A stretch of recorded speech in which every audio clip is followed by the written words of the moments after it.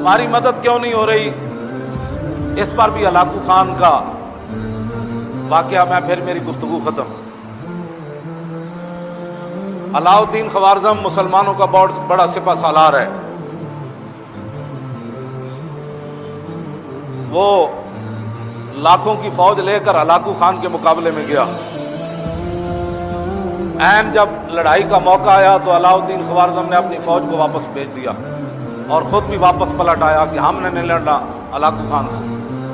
لوگوں نے کہا کہ یہ آپ نے کیا کیا ہے؟ وہ بغداد کی اینٹ سے اینٹ بجانے آیا ہوا ہے اور آپ فوج لے کر واپس آ گئے، کیوں نہیں لڑنا چاہتے؟ توجہ کرنا، ہماری مدد کیوں نہیں ہو رہی؟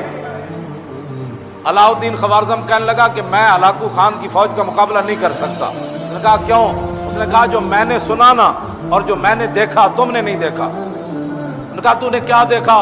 اس نے کہا کہ ہلاکو خان کی فوج کے سروں کے اوپر اولیاء کی روحیں اور فرشتے سایہ کر کر یہ لفظ کہہ رہے ہیں ہلاکو خان کی فوج کو کہ ایھا الکفرۃ اقتلوا الفجر، اوے بدکار کافرو ان بدبخت مسلمانوں کو خوب مارو۔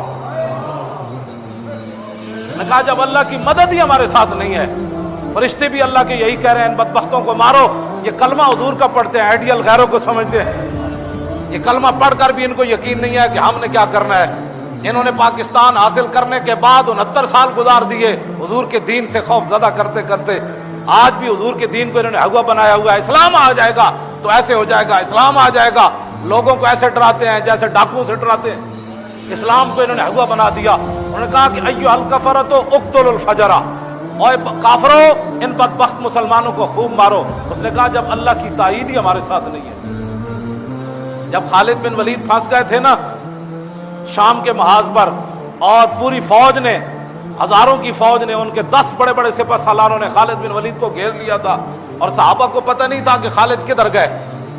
خالد بن ولید تنے تنہا ان کے تعاقب میں نکل کھڑے، انہوں نے پہچان لیا۔ ان کا سپہ سالار کہنے لگے یہی وہ بندہ ہے جس نے پورے دنیا کے اندر اپنی طاقت کی دھاک بٹھائی ہے، آج اس کو مارو تو ہر چیز واپس لے لو گے تم، اس سپہ سالار کو مارو۔ خالد بن ولید فرمانے لگے مجھے موت سامنے اس کے نظر آ گئی، میں اپنے گھوڑے سے نیچے اتر آیا، ہزاروں کی فوج کے میں گھر گیا، ان کے سپہ سالار آ گئے۔ آپ فرماتے ہیں کہ ہاتھیوں کی طرح ان کے سپہ سالار تھے جنہوں نے مجھے گھیرا۔ جب خالد بن ولید، اس صحابہ کو پتہ ہی نہیں ہے خالد بن ولید کدھر گئے، تنے تنہا ان کے پیچھے بھاگ کھڑے ہوئے۔ جب یہ صورتحال بن گئی تو تھوڑی دیر کے بعد انہوں نے کہا کہ خالد آج نہیں بچ سکتا۔ تھوڑی دیر کے بعد پیچھے سے جناب آواز آ گئی، خالد بن ولید کے پیچھے حضرت کاکا آ رہے ہیں، حضرت مثنی آ رہے ہیں، حضرت شرحبیل آ رہے ہیں، بڑے بڑے جرنیل صحابہ پیچھے سے گھوڑے دوڑاتے ہوئے آ گئے۔ کافروں کے اندر تھر تھلی مچ گئی۔ انہوں نے کہا کہ یہ کیا بنا ہے؟ آتے ہوئے انہوں نے ساری فوج کو بھگا دیا۔ تو خالد بن ولید نے فرمایا کہ آپ کو کس نے بتایا کہ میں ادھر پھنس گیا؟ انہوں نے کہا کیا بتائیں، کس نے بتایا؟ جب ہم جنگ ادھر بیٹھے ہوئے تھے تو آواز ہوا سے گزرتے ہوئے فرشتوں نے کہا تم ادھر بیٹھے ہو، خالد پھنس گیا۔ جب اللہ کی تائید ہو تو پھر ہوا میں فرشتے بھی جرنیلوں کو آ کر کہہ دیتے ہیں کہ تم یہاں بیٹھے ہو، خالد ادھر لڑ رہا ہے۔ اور جب اللہ کی تائید ہی نہ ہو اور مسلمان گھر میں بیٹھے اسلام کے خلاف باتیں کرتے ہوں